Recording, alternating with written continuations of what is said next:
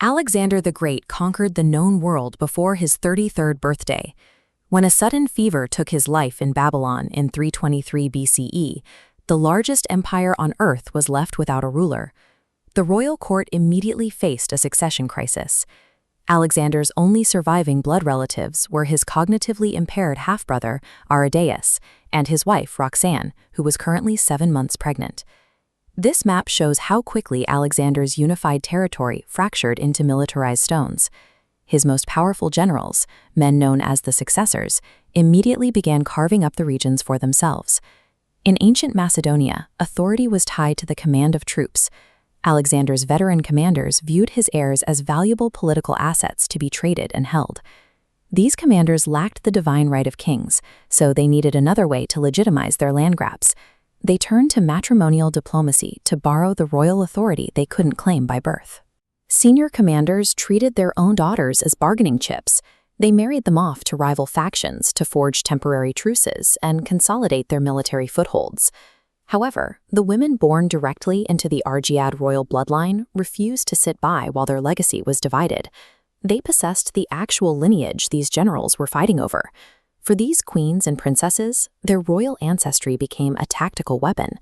By leveraging this legitimacy, they began stripping control from the men who commanded the armies.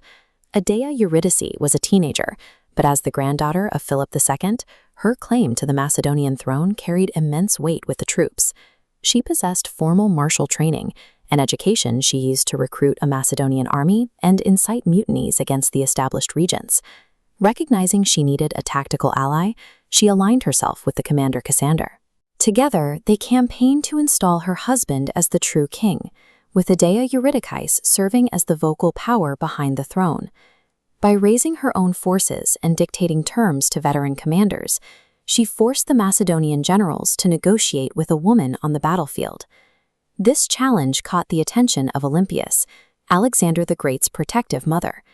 She marched her forces out of Epirus to secure her young grandson's claim to the throne. In autumn 317 BCE, their forces collided in the steep valleys of the Pindus Mountains. It was the first recorded time in history that two women commanded opposing armies. Adea Eurydice arrived at the front lines dressed in the full, heavy armor of a warrior queen. Olympias entered the fray holding a ceremonial staff, signaling her authority as a priestess of Dionysus. The sight of their former queen performing these sacred rites overwhelmed the opposing troops. Adea Eurydice's soldiers dropped their weapons and defected, handing Olympias a victory without a single casualty. Olympias understood the cultural reverence her subjects held for the royal bloodline. By using historic symbolism, she neutralized her opponent's physical military force. Following the battle, Olympias imprisoned Adea Eurydice and her husband. She eventually sent the defeated young queen a sword, a noose, and a cup of poison, forcing her to choose her own death. This triggered a response from the Successors. Cassander marched his forces into Macedonia, laid siege to Olympias' stronghold, and ordered her stoned to death by the families of her victims. A few years later, Cassander ordered the assassination of Alexander's young grandson. This murder ended the Argead bloodline. The male generals realized their own rule would only be secure once the royal heirs were dead. To protect their own authority, they destroyed the very lineage they once thought to control. With the heirs gone, the surviving generals were free to divide the empire. They established the Antigonid, Ptolemaic, and Seleucid kingdoms. This territorial stabilization concluded decades of infighting and set the boundaries of a new political landscape.